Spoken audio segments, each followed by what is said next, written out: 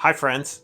So I've been thinking a lot about something lately. How documentary filmmaking can either be a job or a business. And there's a huge difference between the two.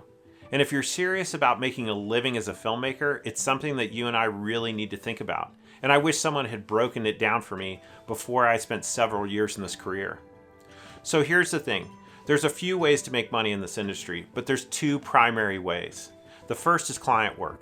We all know how this goes. It's when a nonprofit, a company, or a university calls us and asks us to tell their story. We show up, we shoot footage, we edit it, we deliver it, and we get paid. You know, there's good money in this if you know how to manage clients and manage your time, and for the most part, there's very limited risk. You know, when you're starting out, this is a solid way to pay the bills. You're building relationships, you're connecting with people, you're learning to communicate, you're practicing lighting, cinematography, and editing. Honestly, I've done a ton of this kind of work over the last 25 years. We still have a couple of great clients that we work with because we just enjoy working with them. If you love this kind of work and you don't mind the hustle and you can stay healthy with this kind of lifestyle, you can build a whole career around this kind of work and you can make a decent living. But here's where logic kicks in. If all you're doing is client work, you basically have a job. Yes, technically you're self-employed and you can I can call ourselves freelancers or creative entrepreneurs or whatever, but when you strip all that away, you're still trading time for money. And when you stop working, you and I know that the tap gets cut off. I've been there when things were slow, and it's really scary. And as many of y'all know, I went into debt, and that became creatively paralyzing, and it was a horrible way to live. So here's what I didn't understand. I wasn't building equity. I get paid, and then I go to find the next gig. I started to realize that my job was no different than punching a clock on someone else's company. I don't know about you, but this was exhausting because I was always chasing the next project. We weren't building anything that was growing. Here's the thing. There's nothing wrong with this if you can make enough money from gigs to invest in other things, but for most filmmakers we know, this isn't the case.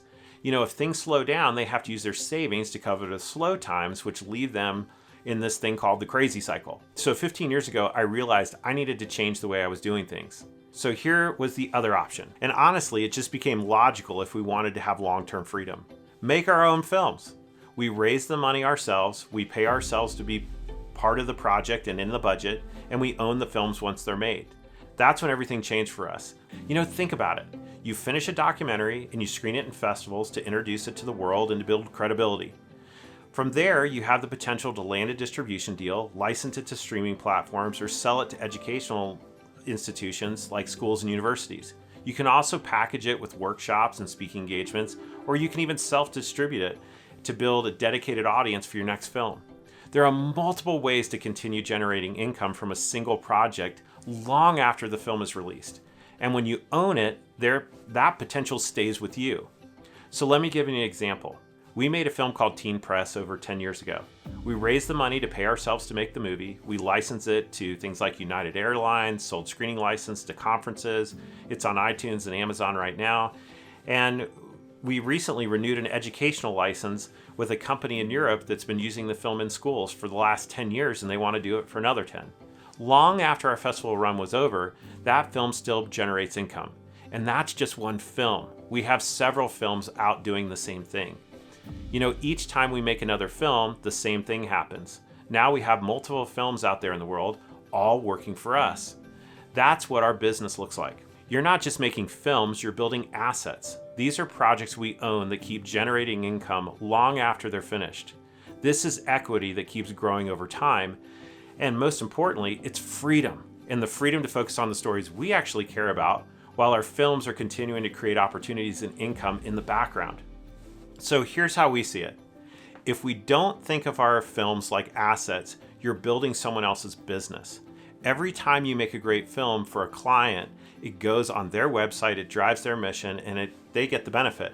And again, sometimes this is fine, and we still do jobs like this a few times a year, but it's not a long-term solution. What we tell people all the time is go get a couple retainer clients to make sure you can pay the bills, but don't get sucked into the crazy cycle and think this is a solution. While you're serving them, get started on making your own films. So I know you're probably thinking, because I thought this too, but where does the money come for your films? No, here's the honest answer. You go raise it. You learn how to pitch, you figure out how to talk about your project in a way that other people can start to believe in you. It's not easy, but it's absolutely doable. If you believe in your story and you've taken the time to learn a few business systems, people will begin to trust you and to believe in you. Here's the mindset shift that helped me.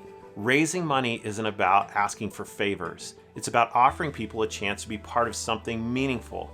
You're giving them a seat at the table of a story that really matters. So the next thing you're probably thinking is, Netflix isn't buying documentaries and the landscape is completely struggling.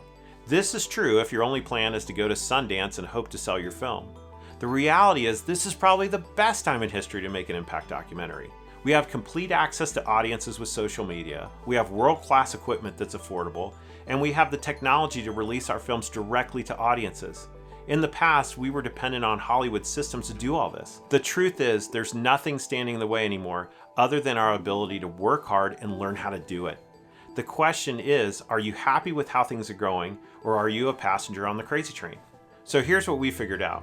When you're the one steering the ship, you get to make the creative calls. You're not waiting on clients for their approval. You're not stuck with brand guidelines that oftentimes don't even fit the story. You're actually in control. And that control, it translates into opportunity. You can align your films with stories that you really care about. You can use these to open doors, build credibility, and create something that actually grows with you over time. I think a lot of us got into documentary because we care about stories and we care about the impact they can actually make. But at some point, you've got to ask yourself, how can I make this sustainable? The answer isn't more client work, it's ownership. It's building your own library of films and creative assets. It's having something to show after all the hours and hustle. And here's the thing, owning your own work builds legacy. Maybe this sounds big and lofty, or maybe I'm just old and my, gray beard makes me look like I'm out of touch. But I'm serious. 20 years from now, you can have a body of work that represents who you are and what you stand for, not just a project you did for someone else. So if you're sitting there thinking, what's next? I'd challenge you to ask yourself, am I building something I own, or am I just punching the clock on projects that belong to someone else? And if you want to make this shift, start now. Start with one project, raise the money, pay yourself, own it, and build something that lasts. Once you start thinking as a business owner, everything changes. You stop chasing gigs and you start building a future. You stop worrying about where the next paycheck's coming from and you start thinking about scaling and impact. I know that you have stories that matter and the world needs those stories. We'll see you in the next video.